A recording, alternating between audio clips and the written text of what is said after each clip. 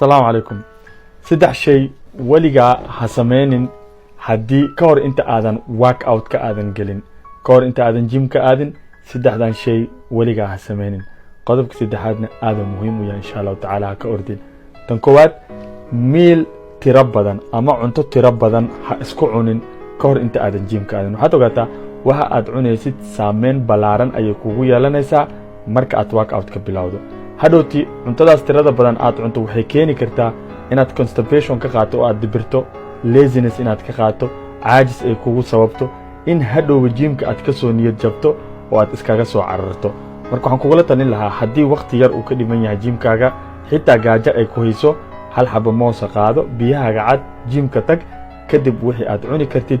cun qaasatan xataa haddii aad hal saac haysato waqtiga uu dheer yahay ha isku dayin in aad hilibka gaduudan qaasatan iyo sidoo kale tacaanaha aad isticmaasho li'annahu faaday leeyihiin faadkana waad ogtihiin metabolic systemka uu ku dhibaatooda waqtina way ku qaadataa in uu baabi'iyo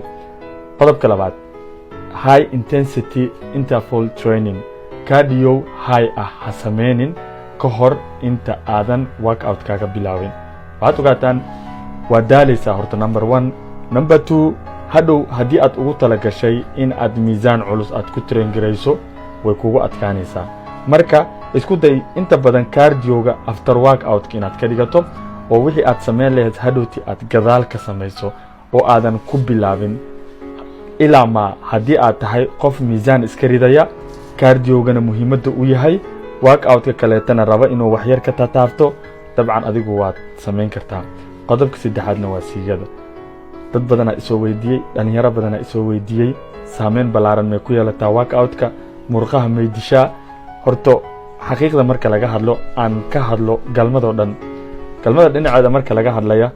wax saameyn ah murqaha kuma yeelato waa wax ilaahay baneeyay subxaanahu watacaala laakiin bahashaan marka la dhaho waa dembi culummada wax badan ka sheegay anigu kuma sii fogaanayo laakiin waxaad ogaataa in aad samaysid adigu naftaadaba beri saameyn ku yeelanaysaa caafimaadkaaga saameyn ku yeelanaysaa hadhow waxaad noqonaysaa nin la liido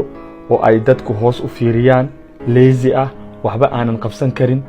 marka dabcan qofka haddii uu galmo xalaala sameeyo kadibna uu jiimka aado wax saameyn ah kuma yeelanayso kaliya waxaa daran hormoonaad waxaa jira qofka marxaladaas markuu ku jiro lasoo sii daayo oo qofka relaxation gelinaya dejinaya uu ilaahay ugu talagalay in laga yaabo markaas in aad jiimka ka caajisto laakiin galmada sideeda kaleeta xalaasha ah wax saameyn ah kuma yeelato jiimka. Assalaamu calaykum waraxmatullaahi wabarakaatuh.